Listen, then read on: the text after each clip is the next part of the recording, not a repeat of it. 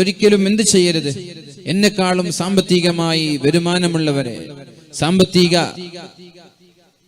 സാമ്പത്തിക മേഖലകളിൽ വളർച്ചയുള്ളവരെ ഒന്നും നമ്മൾ നോക്കി വ്യാകുലപ്പെടുകയോ വിഷമിക്കുകയോ ചെയ്യാതെ അള്ളാഹു തന്ന നമ്മുടെ നിഅമത്ത് തിരിച്ചറിഞ്ഞ് എന്നെക്കാളും താഴെ, എന്നെക്കാളും പ്രയാസം അനുഭവിക്കുന്ന 100 കണക്കിന് ആളുകളുണ്ടല്ലോ എന്ന് അള്ളാഹു നൽകിയ നിഅമത്തുകൾ തിരിച്ചറിഞ്ഞ് മരണം വരെ സമാധാനത്തോടെ ജീവിക്കാൻ നമ്മളൊക്കെ തയ്യാറാവുക. എങ്കിൽ നമ്മുടെ ജീവിതം വളരെ സന്തോഷത്തോടെ ചെലവഴിക്കാൻ കഴിയും. ഒന്നാമത്തെ പോയിന്റ്, വളരെ വലിയ പ്രധാനപ്പെട്ട ഒരു പോയിന്റാണത്. നമ്മൾക്കൊക്കെ ജീവിതത്തിൽ നിരാശയുണ്ടാവുന്നത് അപ്പോഴാണ്, മുകളിലുള്ളവരെ നോക്കുമ്പോഴാണ്.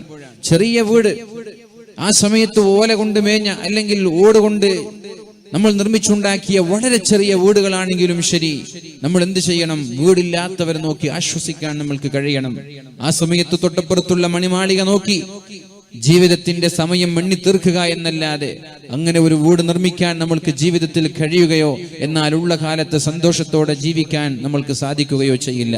അതുകൊണ്ട് താഴേക്കിടയിലുള്ളവരെ നോക്കി അൽഹംദുലില്ലാഹ് എന്ന് പറയാൻ നമ്മൾക്ക് കഴിഞ്ഞാൽ അത് വലിയൊരു അനുഗ്രഹമാണ്. അതോടൊപ്പം മഹാനായ അബൂ ഹുറൈറ റളിയല്ലാഹു അൻഹു, അദ്ദേഹവും അതുപോലെ മഹാന്മാരായ സ്വഹാബാക്കളുടെ ഒരു സദസ്സിൽ വെച്ച് പരിശുദ്ധ റസൂലുള്ളാഹി സ്വല്ലല്ലാഹു അലൈഹി വസല്ലം ചോദിക്കുന്നുണ്ട്, മയ്യഖുദു അന്നി ഹാദിഹിൽ കലിമാത്ത്, ഞാൻ നിങ്ങൾക്ക് ചില കാര്യങ്ങൾ പഠിപ്പിച്ചു തരാൻ പോവുകയാണ്. ആരാണത് ജീവിതത്തിൽ ഉൾക്കൊള്ളാൻ തയ്യാറാവുന്നത്? മഹാനായ അബൂ ഹുറൈറ തങ്ങൾ പറഞ്ഞു, അന യാ റസൂലല്ലാഹ്, അല്ലാഹുവിന്റെ ഹബീബേ, ഞാനത് ഏറ്റെടുക്കാനും പഠിക്കാനും ജീവിതത്തിൽ പകർത്താനും മറ്റുള്ളവർക്ക് പറഞ്ഞു കൊടുക്കാനും ഞാൻ തയ്യാറാണ്. മയ്യഖുദു അന്നി ഹാദിഹിൽ കലിമാത്ത് വയഅമലു ബിഹിന്ന ഔ യുഅല്ലിമു മൻ യഅമലു ബിഹിന്ന, ജീവിതത്തിൽ പകർത്തുകയും പഠിക്കുകയും മറ്റുള്ളവരിലേക്ക് എത്തിച്ചു കൊടുക്കാൻ തൽപരരായ ആളുകൾ, തയ്യാറുള്ള ആളുകൾ ആരാണ് എന്ന് ചോദിച്ചപ്പോ മഹാനായ അബൂ ഹുറൈറ തങ്ങൾ പറഞ്ഞു, അനയാ റസൂലല്ലാഹ്, അല്ലാഹുവിന്റെ ഹബീബേ, ഞാൻ തയ്യാറാണ് നബിയെ എന്ന് പറഞ്ഞു.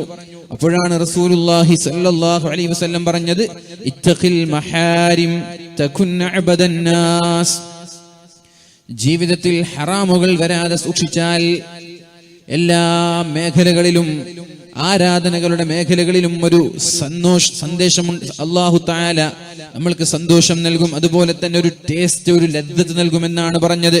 ഇത്തഖിൽ മഹാരിം തകുൻ അഅബദൻ നാസ്, ഹറാമിൽ നിന്ന് വിട്ടുനിൽക്കുമ്പോൾ അല്ലാഹു നമ്മുടെ നിസ്കാരത്തിൽ മാധുര്യം നൽകും. ഹറാമിൽ നിന്ന് വിട്ടുനിൽക്കുമ്പോൾ അല്ലാഹു നമ്മുടെ നോമ്പിൽ മാധുര്യം നൽകും. ഹറാമിൽ നിന്ന് വിട്ടുനിൽക്കുമ്പോൾ നമ്മൾക്ക് തഹജ്ജുദ് നിസ്കരിക്കാൻ കഴിയും. ഹറാമിൽ നിന്ന് വിട്ടുനിൽക്കുമ്പോൾ ജമാഅത്തുകൾ കൃത്യമായി നിർവഹിക്കാൻ നമ്മൾക്ക് കഴിയും. ഹറാമിൽ നിന്ന് വിട്ടുനിൽക്കുമ്പോൾ ദിവസവും പരിശുദ്ധ ഖുർആൻ പാരായണം ചെയ്യാൻ നമ്മൾക്ക് കഴിയും. ഹറാമിൽ നിന്ന് വിട്ടുനിൽക്കുമ്പോൾ ദിക്റുകളിൽ അധിഷ്ഠിതമായ ഒരു ജീവിതം മുന്നോട്ട് നയിക്കാൻ നമ്മൾക്ക് കഴിയും. എന്തുകൊണ്ട് നമ്മുടെ നിസ്കാരങ്ങളിൽ നമ്മൾക്ക് മാധുര്യം ലഭിക്കുന്നില്ല? എന്തുകൊണ്ട് നമ്മുടെ നോമ്പുകളിലും രാത്രിയിലുള്ള തഹജ്ജുദ് നിസ്കാരങ്ങളിലും പരിശുദ്ധമായ ഖുർആൻ എടുത്ത് പാരായണം ചെയ്യുമ്പോഴും നമ്മൾക്കൊരു ടേസ്റ്റ് കിട്ടാത്തതിന്റെ കാരണം ജീവിതത്തിൽ ഹറാമുകൾ ഒരുപാട് നമ്മളിൽ സംഭവിക്കുന്നു എന്നുള്ളതാണ്. ജീവിതത്തിൽ ഒരുപാട് ഹറാമുകൾ നമ്മളിൽ സംഭവിക്കുന്നു എന്നതാണ് ഇവിടുത്തെ യാഥാർത്ഥ്യം. അതുകൊണ്ട് ഇത്തഖിൽ മഹാരിം, ഹറാം ജീവിതത്തിലേക്ക് വരാതെ സൂക്ഷിക്കണം. എന്നാൽ തകുൻ അഅബദൻ നാസ്, വളരെ മാധുര്യമുള്ള രീതിയിൽ, വളരെ ഖുശൂഅോടെ, ഭയഭക്തിയോടെ, ഇഖ്ലാസോടുകൂടി എല്ലാ ആരാധനകളും അനുഷ്ഠിക്കാൻ കഴിയുമെന്ന് പരിശുദ്ധ റസൂലുള്ളാഹി സ്വല്ലല്ലാഹു അലൈഹി വസല്ലം. തഹജ്ജുദ് നിസ്കരിക്കാൻ കഴിയാത്തൊരു പരാതി മഹാനായ ഹസനുൽ ബസരി തങ്ങളോട് ഒരാൾ പറയുന്നുണ്ട്, എനിക്ക് തഹജ്ജുദ് നിസ്കരിക്കാൻ കഴിയുന്നില്ല. അപ്പോഴാണ് ഹസനുൽ ബസരി തങ്ങൾ പറഞ്ഞത്, നീ നിന്റെ ജീവിതത്തിൽ ഹറാമുകളും തിന്മകളും ചെയ്യുന്നതുകൊണ്ട്, നീ ചെയ്യുന്ന തിന്മകളാണ് നിന്നെ തഹജ്ജുദ് നിസ്കാരത്തിൽ നിന്ന് തടയുന്നത്. ഇവിടെ കൂടിയിരിക്കുന്ന നമ്മൾക്കൊക്കെ കൃത്യമായി തഹജ്ജുദ് നിസ്കരിക്കണമെന്ന് ആഗ്രഹിക്കുന്നവരാണ്. നന്നാവണം എന്ന ആഗ്രഹമില്ലാത്ത ഒരാളും നമ്മളിൽ ഉണ്ടാവില്ല. നന്നാവണം, എനിക്ക് തഹജ്ജുദ് നിസ്കരിക്കണം, സുബഹിക്ക് ജമാഅത്തിന് പള്ളിയിൽ പോകണം എന്നൊക്കെ ആഗ്രഹിച്ച് കിടന്നുറങ്ങുന്ന ആളുകൾക്ക് വരെ തഹജ്ജുദ് നിസ്കരിക്കാൻ കഴിയാറില്ല. പലപ്പോഴും സുബഹി നിസ്കാരങ്ങൾ ജമാഅത്ത് പോയി അതാ ആയി നിർവഹിക്കാൻ പോലും കഴിയാറില്ല. അതിന്റെ പിന്നിലുള്ള കാരണം നമ്മൾ കണ്ടെത്തുകയാണെങ്കിൽ ഹറാമുകൾ ജീവിതത്തിൽ വരുന്നതാണ് എന്ന് നമ്മൾക്ക് മനസ്സിലാക്കാൻ കഴിയും. തെറ്റുകൾ വരുന്നതിനനുസരിച്ച് അല്ലാഹു നമ്മൾക്ക് നൽകേണ്ട റിസ്ഖുകളെ തടയുമെന്നാണ്. തെറ്റുകൾ ജീവിതത്തിൽ വരുന്നതിനനുസരിച്ച് അള്ളാഹുവിലേക്ക് അടുക്കാനുള്ള വഴികൾ അടഞ്ഞു പോകുമെന്നാണ്. അതുകൊണ്ട് കഴിവിന്റെ പരമാവധി ഹറാമുകൾ ജീവിതത്തിൽ വരാതെ, ഇനി ഹറാമുകൾ വന്നാൽ തന്നെ ഉടനെ തന്നെ തൗബ ചെയ്ത് അള്ളാഹുവിനോട് മാപ്പ് ചോദിച്ച് അള്ളാഹുവിലേക്ക് തൗബ ചെയ്ത് പശ്ചാത്തപിച്ച് മടങ്ങി അള്ളാഹുവിന്റെ അടുപ്പക്കാരനായി മാറാൻ നമ്മൾ ശ്രമിക്കണം. അള്ളാഹു റബ്ബ് സുബ്ഹാനഹു വ തആല തൗഫീഖ് നൽകട്ടെ. രണ്ടാമത്തെ വിഷയം, മഹാനായ അബൂ ഹുറൈറ തങ്ങളോട് അല്ലാഹുവിന്റെ ഹബീബായ റസൂലുള്ളാഹി സ്വല്ലല്ലാഹു അലൈഹി വസല്ലം പറയുന്നുണ്ട്, വർള ബിമാ ഖസമല്ലാഹു ലക് തകുൻ അഗ്നൻ നാസ്. അബൂ ഹുറൈറ, വർള ബിമാ ഖസമല്ലാഹു ലക്, അല്ലാഹു നിങ്ങൾക്ക് എന്ത് തന്നാലും അതിനെ തൃപ്തിപ്പെടണം, അൽഹംദുലില്ലാ എന്ന് പറയാൻ കഴിയണം. വർള ബിമാ ഖസമല്ലാഹു ലക് തകുൻ അഗ്നൻ നാസ്. നാട്ടിലെ ഏറ്റവും വലിയ കോടീശ്വരനായി, നാട്ടിലെ ഏറ്റവും വലിയ മുതലാളിയായി മാറാൻ നിനക്ക് കഴിയുമെന്ന് പരിശുദ്ധ റസൂലുള്ളാഹി സ്വല്ലല്ലാഹു അലൈഹി വസല്ലം. എങ്ങനെയാണ് ഒരാളുടെ സമ്പത്ത്, കോടീശ്വരനാണോ മുതലാളിയാണോ ധനികനാണോ എന്ന് എങ്ങനെയാണ് വിലയിരുത്തുന്നത്? അയാളുടെ മാനസികമായ ആ ഒരു സംതൃപ്തി നോക്കിയിട്ടാണ് അയാൾ മുതലാളിയാണോ ദരിദ്രനാണോ എന്ന് വിലയിരുത്തുന്നത്. എത്ര കിട്ടിയാലും തികയാത്തവരുണ്ടാകും. അല്ലെങ്കിലും സമ്പത്ത് കിട്ടി തികഞ്ഞവർ ലോകത്താരെങ്കിലും ഉണ്ടോ? സമ്പത്ത് കിട്ടി തികഞ്ഞവർ ലോകത്താരെങ്കിലും ഉണ്ടോ? നമ്മൾക്ക് നമ്മുടെ കുടുംബത്തിനും ജീവിക്കാനുള്ള, അല്ലെങ്കിൽ ഇനി 2 തലമുറയോളം ജീവിക്കാനുള്ള സമ്പത്തുണ്ടെങ്കിലും നമ്മുടെ നാടിൽ ആരെങ്കിലും കച്ചവടവും ബിസിനസ്സും നിർത്തി ഞാനിനി ഒന്ന് പള്ളിയിൽ കൂടട്ടെ എന്ന് പറഞ്ഞ് സമ്പാദിക്കുന്നത് നിർത്താറുണ്ടോ? 100 ഔട്ട്ലെറ്റുകളും 100 ഷോറൂമുകളും 100 മാളുകളുമൊക്കെ നമ്മുടെ നാടുകളിൽ വ്യക്തികൾ തുടങ്ങിക്കൊണ്ടിരിക്കുന്ന സാഹചര്യം. ഒരു മാള് മതി തലമുറയോളം തിന്ന് ജീവിക്കാനും തലമുറയ്ക്ക് സാമ്പത്തികമായി അനന്തരാവകാശം ബാക്കി വെക്കാനും. എന്നാലും ആളുകൾ സമ്പത്ത് കിട്ടി എനിക്ക് മതി എന്ന് പറഞ്ഞ് നിർത്തിവെക്കുന്നത്, കച്ചവടം നിർത്തുന്നത് ഇന്ന് വരെ നമ്മൾ കണ്ടിട്ടില്ല. ഏതായാലും നമ്മുടെ നാട്ടിൽ ഒരു മുതലാളി എന്ന് പറയുന്നത് വർള ബിമാ ഖസമല്ലാഹു ലക്, അല്ലാഹു എന്ത് തന്നാലും അതൊരു തലവേദനയാണെങ്കിലും ശരി, ക്യാൻസർ ആണെങ്കിലും ശരി, അള്ളാഹു നൽകുന്നത് സാമ്പത്തികമായ ബാധ്യതകളാണെങ്കിലും ശരി, കുടുംബങ്ങളിലെ പ്രശ്നങ്ങളാണെങ്കിലും ശരി, ഏത് വിഷയം നമ്മൾക്ക് സഹിക്കാൻ കഴിയാത്ത ഏത് വിഷയം അള്ളാഹു തന്നാലും അൽഹംദുലില്ലാ, ഇതെന്റെ റബ്ബിന്റെ തീരുമാനമല്ലേ എന്ന് പറഞ്ഞ് തൃപ്തിപ്പെടാനുള്ള ഒരു സന്മനസ്. വർള ബിമാ ഖസമല്ലാഹു ലക് തകുൻ അഗ്നൻ നാസ്. മഹാനായ അബൂദർ തങ്ങളോട് അല്ലാഹുവിന്റെ ഹബീബ് ചോദിക്കുന്നുണ്ട്, യാ അബൂദർ, അബൂദറേ, നിങ്ങൾക്ക് തോന്നുന്നുണ്ടോ അതദറൂന മൽ ഗിന, എന്താണ് സമ്പന്നത എന്ന് പറഞ്ഞാൽ എന്താണ്, ഐശ്വര്യം എന്ന് പറഞ്ഞാൽ എന്താണ്? അബൂദർ തങ്ങളോട് അല്ലാഹുവിന്റെ ഹബീബ് ചോദിക്കുമ്പോൾ അബൂദർ തങ്ങൾ പറഞ്ഞത്, അല്ലാഹുവേ, സമ്പത്ത് എന്ന് പറഞ്ഞാൽ, ഐശ്വര്യവാൻ എന്ന് പറഞ്ഞാൽ, മുതലാളി എന്ന് പറഞ്ഞാൽ ഒരുപാട് സമ്പത്തുള്ളവർ, ഒരുപാട് കച്ചവട സാമഗ്രികളുള്ളവർ, സ്വത്തുകളുള്ളവർ, അങ്ങനെ ബിസിനസ് മേഖലകളിൽ സജീവ സാന്നിധ്യമായി അറിയപ്പെടുന്ന പ്രമാണികളായ പണക്കാരാണ്, ദിർഹമുകളും ദീനാറുകളും ഉള്ളവരാണ്, നോട്ടുകെട്ടുകളുള്ളവരാണ്. അപ്പോഴാണ് അല്ലാഹുവിന്റെ ഹബീബ് പറഞ്ഞത്, അല്ല, സമ്പന്നത എന്ന് പറഞ്ഞാൽ, മുതലാളി എന്ന് പറഞ്ഞാൽ, ഐശ്വര്യം എന്ന് പറഞ്ഞാൽ ഒരുപാട് സമ്പത്തുള്ളവന്റെ പേരല്ല. ആരുടെ ഹൃദയത്തിനാണോ ഗിന എന്ന് പറഞ്ഞാൽ ഗിനൻ നഫ്സി, ഗിന എന്ന് പറഞ്ഞാൽ ഗിനൻ നഫ്സി, എനിക്ക് കിട്ടിയത് ധാരാളമാണ് എന്ന ചിന്ത ആർക്കാണോ ഉള്ളത്, മാഷാ അല്ലാഹ്, അല്ലാഹു എനിക്ക് എത്ര സമ്പത്ത് തന്നില്ലയോ, എനിക്ക് കിട്ടിയത് ധാരാളം, ഇനി ഞാൻ കഷ്ടപ്പെടേണ്ടതില്ല എന്ന് വെച്ച് നമ്മുടെ ബിസിനസ് ഒക്കെ മാറ്റിവെക്കണം എന്നല്ല, മരണം വരെ അധ്വാനിച്ചോളൂ, അതൊന്നും തെറ്റായ വിഷയമൊന്നുമല്ല. പക്ഷേ അള്ളാഹുവിന്റെ ദീനിൽ നിന്ന് മാറി നിന്നുകൊണ്ടുള്ള അധ്വാനം പ്രയാസമാണ്. പ്രിയമുള്ള മുഅ്മിനീങ്ങളോട് പറയുന്നത്, എനിക്ക് അള്ളാഹു തന്നത് ധാരാളമാണ് എന്ന ചിന്ത ആർക്കെങ്കിലും ഉണ്ടെങ്കിൽ അയാളാണ് ഏറ്റവും വലിയ മുതലാളി. അങ്ങനെ ഒരു ചിന്ത ആർക്കെങ്കിലും ഉണ്ടോ? എനിക്ക് റബ്ബ് തന്നത് കുറച്ചാണ് എന്നല്ലേ നമ്മൾ ചിന്തിക്കുന്നത്? നല്ലൊരു വാഹനമുള്ളവൻ, ഉദാഹരണം ഒരു സ്വിഫ്റ്റ് ഉള്ളവൻ ചിന്തിക്കുന്നത് എനിക്കൊരു ഇന്നോവ വാങ്ങാൻ കഴിയുന്നില്ലല്ലോ എന്നാണ്. ഒരു ഇന്നോവ ഉള്ളവൻ ചിന്തിക്കുന്നത് എനിക്കൊരു ബെൻസ് വാങ്ങാൻ കഴിയുന്നില്ല. ബെൻസ് ഉള്ളവന്റെ ചിന്ത പിന്നെ റോൾസ് റോയ്സ്. അത് കഴിഞ്ഞാൽ അവന്റെ ചിന്ത എനിക്കൊരു ഹെലികോപ്റ്റർ അല്ലെങ്കിൽ ഒരു ഫ്ലൈറ്റ്, ഇതൊന്നും എനിക്ക് വാങ്ങാൻ കഴിയുന്നില്ല എന്നൊരു ചിന്തയാണ്. ഞാൻ ചോദിക്കട്ടെ, ആർക്കെങ്കിലും വല്ല വാഹനങ്ങളിലും വല്ല വീടുകളിലും വല്ല ബിസിനസ്സുകളിലും സംതൃപ്തി, മാഷാ അല്ലാഹ് എനിക്ക് കിട്ടേണ്ടത് കിട്ടി ധാരാളമായി എന്ന ചിന്ത ആർക്കെങ്കിലും ഇവിടെ ഉണ്ടോ? ഒരു വണ്ടി ഇറങ്ങിയാൽ നമ്മളത് വാങ്ങിക്കുന്നു. അതിൽ നമ്മൾ സംതൃപ്തരാവാതെ ഒരു 2 വർഷം കഴിയുമ്പോൾ ന്യൂ വേർഷൻ അല്ലെങ്കിൽ പുതിയ വാഹനങ്ങൾ വരുമ്പോൾ അതും കൂടി നമ്മൾ വാങ്ങിക്കുന്നു. എന്തുകൊണ്ട്? നമ്മൾക്ക് തൃപ്തിയാവാത്തത് കൊണ്ടാണ്. അതൊന്നും തെറ്റാണെന്ന് അല്ല ഞാൻ പറയുന്നത്. പ്രിയമുള്ളവരെ, നമ്മുടെ ജീവിതത്തിൽ സന്തോഷവും സമാധാനവും മരണം വരെ നിലനിൽക്കണമെന്ന് ആഗ്രഹിക്കുന്നവർ അല്ലാഹു എന്ത് തന്നാലും അതൊരു പക്ഷേ പരീക്ഷണങ്ങളാവാം, പ്രയാസമാവാം, പ്രാരാബ്ദങ്ങളും ദുരിതങ്ങളുമാവാം, അൽഹംദുലില്ലാ എന്ന് പറയാനുള്ള ആ ഒരു സന്മനസ്സ് നമ്മൾക്കുണ്ടാവണം. അല്ലാഹു റബ്ബ് സുബ്ഹാനഹു വ തആല തൗഫീഖ് നൽകട്ടെ. മഹാനായ ഉർവത്ത് ഇബ്നു സുബൈർ തങ്ങളുടെ ചരിത്രം നമ്മൾ കേട്ടതാണ്, ഞാൻ വിശദീകരിക്കുന്നില്ല. ഉർവത്ത് ഇബ്നു സുബൈർ തങ്ങൾ ഒരു യാത്ര കഴിഞ്ഞ് തിരിച്ചു വരുമ്പോഴാണ് കാലിന് അസഹനീയമായ വേദന തോന്നുന്നത്. കാലിന് സഹിക്കാൻ കഴിയാത്തൊരു വേദന വന്നു. കാല് മുറിച്ചു മാറ്റാൻ പറഞ്ഞു. അദ്ദേഹം കാല് മുറിച്ചു മാറ്റാൻ സമ്മതം കൊടുത്തു. എങ്ങനെയാണ് മുറിച്ചു മാറ്റേണ്ടത്? ഞാൻ സുജൂദിൽ കിടക്കുന്ന സമയം നിശ്ചലനായി ഞാനിരിക്കും. ഞാൻ എങ്ങും പരിസരബോധമില്ലാതെ ശ്രദ്ധയില്ലാതെ സുജൂദിൽ നിശ്ചലനായി ഞാൻ ഇരിക്കുന്നത് കണ്ടാൽ നിങ്ങൾ എന്റെ കാല് മുറിച്ചോളൂ എന്ന് പറഞ്ഞു. അങ്ങനെ നമ്മൾ കേട്ട ചരിത്രമാണ്. അദ്ദേഹത്തിന്റെ കാല് മുറിച്ചു മാറ്റുന്നുണ്ട്. കാല് മുറിച്ചു മാറ്റുന്ന സമയം അദ്ദേഹം പറഞ്ഞൊരു ദിക്റുണ്ട്, റളീനാ ബില്ലാഹി റബ്ബൻ വബിൽ ഇസ്ലാമി ദീനൻ വബിമുഹമ്മദിൻ നബിയ്യാ. അല്ലാഹുവേ, റളീനാ ബില്ലാഹി റബ്ബൻ, അല്ലാഹുവേ നിന്റെ തീരുമാനം ഞാൻ അംഗീകരിക്കുന്നു റബ്ബേ. അല്ലാഹുവേ, നിന്നോട് എനിക്ക് ഇഷ്ടമാണ്. നിന്റെ ഏത് തീരുമാനത്തിലും ഞാൻ തൃപ്തനാണ് റബ്ബേ. വബിൽ ഇസ്ലാമി ദീനൻ, നിന്റെ ഇസ്ലാം, എന്റെ ഇസ്ലാമിൽ ഞാൻ തൃപ്തനാണ്.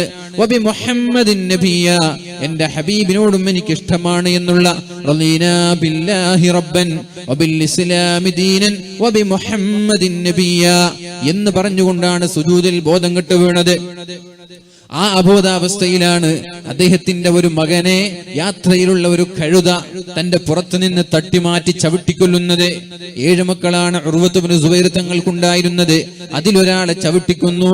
അബോധാവസ്ഥയിലായ ഉർവത്ത് ഇബ്നു സുബൈർ തങ്ങളോട് ഇത് എങ്ങനെ പറയണമെന്ന് ഇവർക്കറിയുന്നില്ല. കാല് മുറിച്ചു മാറ്റി അതിന്റെ വിഷമം മാറുന്നതിന് മുമ്പേ ഒരു കുഞ്ഞിനെയും നഷ്ടപ്പെടുകയാണ്. എങ്ങനെയാണ് ഈ വിഷമം സഹിക്കുക? എങ്ങനെയാണിത് പറയുക എന്ന ധൈര്യമില്ല. എന്നാലും ഒരാൾ ആർജവത്തോടെ പറഞ്ഞു, നിങ്ങളുടെ ഒരു മകനെ ഇതാ നിങ്ങളുടെ ഒട്ടകം, നിങ്ങളുടെ കഴുത കുത്തിക്കൊന്നിരിക്കുകയാണ്, ചവിട്ടിക്കൊന്നിരിക്കുകയാണ്. ഇത് കേൾക്കേണ്ട താമസം. അൽഹംദുലില്ലാഹ്, അല്ലാഹുവേ നിനക്ക് സർവസ്തുതിയും എന്ന് പറഞ്ഞ ഉർവത്ത് ഇബ്നു സുബൈർ തങ്ങളുടെ ജീവിതത്തിലെ മാതൃകയാണ് നമ്മുടെ ജീവിതത്തിലും നമ്മൾ കൊണ്ടു നടക്കേണ്ടത്. അൽഹംദുലില്ലാഹ്, അല്ലാഹുവേ നിനക്കാണ് സർവസ്തുതിയും. അല്ലദീ അഅതാനി അർബഅത അത്റാഫ്, 4 അവയവങ്ങളല്ലേ നീ എനിക്ക് തന്നത്. 4 അവയവങ്ങൾ നീ എനിക്ക് തന്നു. 2 കാലുകൾ, 2 കൈകളും എനിക്ക് തന്നു. ഒന്നല്ലേ നീ കൊണ്ടുപോയത്. വഅബ്ഖൈതനി 3, 3 അവയവങ്ങൾ എനിക്ക് മാറ്റിവെച്ചില്ലയോ റബ്ബേ. അൽഹംദുലില്ലാഹ്, 2 കാലുകളില്ലാത്തവരുണ്ട്, 2 കാലും 2 കൈകളും ഇല്ലാത്തവരുണ്ട്, 2 കൈകളില്ലാത്തവരുണ്ട്, നടക്കാൻ കഴിയാത്തവർ, ഇരിക്കാൻ കഴിയാത്തവർ, അങ്ങനെ ജീവിതത്തിൽ പ്രയാസങ്ങൾ മാത്രം തിന്ന് ജീവിക്കുന്ന ആയിരക്കണക്കിന് ആളുകൾ ഉണ്ടാകുമ്പോൾ അല്ലാഹുവേ നീ എന്റെ ഒരു കാലല്ലയോ കൊണ്ടുപോയത്. അൽഹംദുലില്ലാഹ്. പിന്നെ മകന്റെ വിഷയം അറിഞ്ഞു. അപ്പോഴാണ് പറഞ്ഞത് അൽഹംദുലില്ലാഹില്ലദീ അഅതാനി 7 മക്കളെ അല്ലാഹുവേ നീ എനിക്ക് തന്നില്ലയോ, അതിലൊന്നല്ലേ നീ കൊണ്ടുപോയത്. 6 നീ ബാക്കി വെച്ചില്ലയോ റബ്ബേ. അബ്ഖൈതനി 6 മക്കളെ നീ ബാക്കി വെച്ചില്ലയോ, ഒന്നല്ലേ നീ കൊണ്ടുപോയത് എന്ന് അല്ലാഹുവിന്റെ ഹബീബിന്റെ കുടുംബക്കാരനാണ് മഹാനായ ഉർവത്ത് ഇബ്നു സുബൈർ തങ്ങൾ. ആ ഉർവത്ത് ഇബ്നു സുബൈർ തങ്ങൾ പറയുന്നുണ്ട്, അപ്പൊ ഞാൻ പറഞ്ഞു വരുന്നത് പ്രയാസങ്ങളില്ലാത്തവരാരാണ്? മക്കള് മരിച്ചു പോയേക്കാം, കാലുകൾ മുറിഞ്ഞു പോയേക്കാം, ക്യാൻസർ ബാധിച്ച്, അതുപോലെ തന്നെ ഷുഗർ ബാധിച്ച് ഡയാലിസിസ് ചെയ്യേണ്ടി വരുന്നവരുണ്ട്, ഹൃദയം മാറ്റിവെക്കേണ്ടി വരുന്നവർ, കിഡ്നി മാറ്റിവെക്കേണ്ടി വരുന്നവർ, ഇങ്ങനെ വ്യത്യസ്തമായ രോഗങ്ങൾ കൊണ്ട് പരീക്ഷിക്കപ്പെടുന്നവർ. തളരല്ല, ഒരിക്കലും പതറല്ല. അള്ളാഹുവിന്റെ തീരുമാനമാണത്.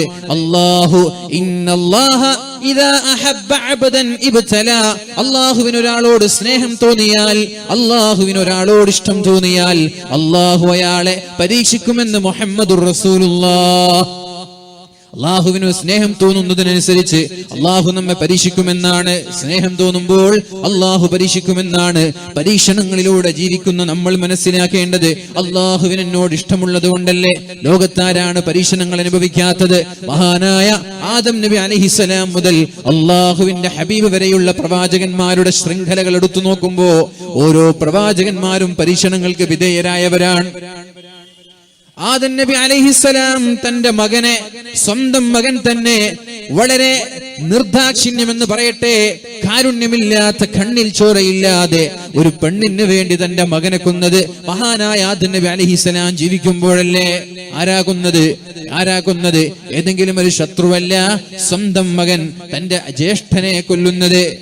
ഹാബീൽ എന്ന് പറയുന്ന മകൻ പെണ്ണിന്റെ പേരിൽ തന്റെ ജ്യേഷ്ഠനായ ഹാബീലിനെ കൊല്ലുന്നത് മഹാനായ ആദം നബി അലൈഹിസ്സലാം ജീവിച്ചിരിക്കുന്ന കാലത്തല്ലയോ ഉണ്ടായത്.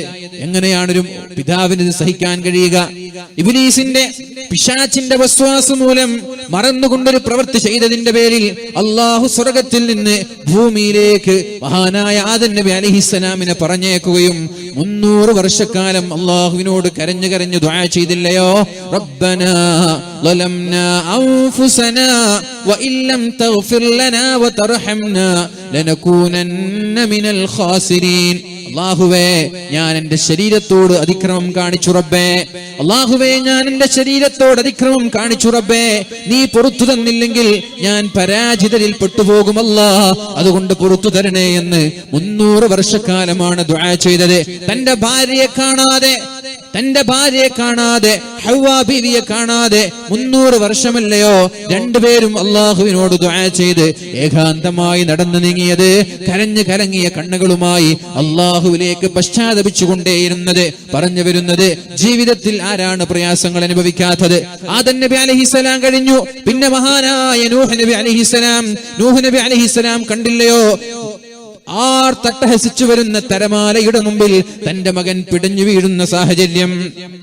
കപ്പലിലൂടെ പിതാവ് സഞ്ചരിക്കുന്നുണ്ട്, പക്ഷേ തന്റെ മകൻ വെള്ളത്തിൽ ഇങ്ങനെ മുങ്ങിക്കൊണ്ടിരിക്കുമ്പോഴാണ് തട്ടഹസിച്ചു വരുന്ന തിരമാലകൾക്കിടയിൽപ്പെട്ട് തന്റെ മകൻ ദാരുണമായി മരണപ്പെടുന്നത് മഹാനായ നൂഹ് നബി അലൈഹിസ്സലാം കണ്ടില്ലയോ? ഞാൻ ചോദിക്കട്ടെ, ഇങ്ങനെ ഒരു പ്രയാസം നമ്മുടെ ജീവിതത്തിൽ നമ്മൾ അനുഭവിച്ചാൽ എന്തായിരിക്കും നമ്മുടെ അവസ്ഥ? എന്തായിരിക്കും നമ്മുടെ സാഹചര്യം? എന്തായിരിക്കും നമ്മുടെ മാനസികമായ അവസ്ഥ? എന്തായിരിക്കും? മഹാനായ നൂഹ് നബി അലൈഹിസ്സലാം ഉടനെ തന്നെ അള്ളാഹുവിനോട് ദുആ ചെയ്തില്ലേ? അല്ലാഹുവേ, ഇന്ന വഅദകൽ ഹഖ്, അല്ലാഹുവേ, നീ ഒരു കരാർ തന്നിട്ടുണ്ട്. നിന്റെ കുടുംബം ഒരിക്കലും നരകത്തിൽ കിടക്കൂല എന്ന കരാർ തന്നിട്ടില്ലയോ? എന്റെ മകനെ ഒരു കാരണവശാലും നീ നരകത്തിൽ കടത്താൻ പാടില്ല റബ്ബേ, എന്റെ മകൻ നരകത്തിൽ കിടക്കാൻ പാടില്ല റബ്ബേ എന്ന് അള്ളാഹുവിനോട് കരഞ്ഞു ദുആ ചെയ്തു മഹാനായ നൂഹ് നബി അലൈഹിസ്സലാം. അപ്പോഴല്ലയോ അള്ളാഹു ദേഷ്യപ്പെടുന്നത്, നൂഹ് നബിയെ, അറിയാത്ത വിഷയങ്ങൾ എന്നോട് ചോദിക്കരുത്. ഇന്നഹു അമലുൻ ഗൈറു സാലിഹ്, നിങ്ങളുടെ മകൻ ഒരു സാലിഹായ മകനല്ല, അതുകൊണ്ട് നിങ്ങളുടെ കുടുംബമല്ല. ലൈസ മിൻ അഹ്ലിക്, നിങ്ങളുടെ മകനാണെന്ന് പറയാൻ കഴിയില്ല. അതുകൊണ്ട് നൂഹ് നബിയെ, നിങ്ങളുടെ മകൻ നരകത്തിലായിരിക്കുമെന്ന് അള്ളാഹു സന്ദേശം നൽകിയില്ലയോ? മഹാനായ നൂഹ് നബി അലൈഹിസ്സലാമിന് ആരാണ് ജീവിതത്തിൽ പ്രയാസങ്ങൾ അനുഭവിക്കാത്തത്?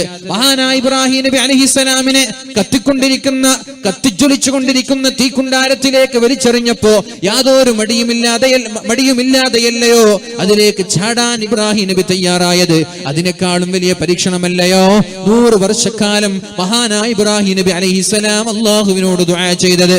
റബ്ബി ഹബ്ലി മിനസ് സാലിഹീൻ, അല്ലാഹുവേ, സാലിഹായ ഒരു കുഞ്ഞിനെ താ അല്ലാഹ്, സാലിഹായ ഒരു കുഞ്ഞിനെ താ അല്ലാഹ്. റബ്ബി ഹബ്ലി മിനസ് സാലിഹീൻ, റബ്ബനാ ഹബ് ലനാ മിൻ ലദുക ദുർരിയതൻ ത്വയ്യിബ ഇന്നക സമീഉദ് ദുആ. അല്ലാഹുവേ, നീ ദുആഇന് ഉത്തരം നൽകുന്നവരാണല്ലോ, കൺകുളിർമയുള്ള മക്കളെ നൽകണേ എന്ന് മഹാനായ ഇബ്രാഹിം നബി അലൈഹിസ്സലാം ദുആ ചെയ്തില്ലയോ? പിന്നെയും ദുആ ചെയ്തു. ഖുർആനിൽ വ്യത്യസ്തമായ പ്രാർത്ഥനകൾ കാണാം.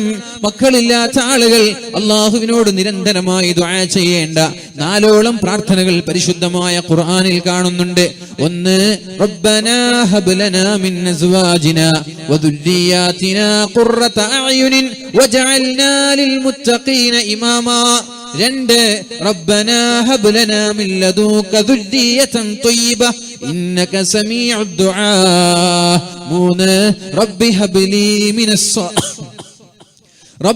ലീ മിനസ് സ്വാലിഹീൻ 4 اللهم رب لا تذرني فردا وأنت خير الوارثين. എന്നിങ്ങനെയുള്ള 4 പ്രാർത്ഥനകൾ പ്രാർത്ഥിക്കാൻ അല്ലാഹു പരിശുദ്ധ ഖുർആനിലൂടെ പഠിപ്പിച്ചില്ലയോ?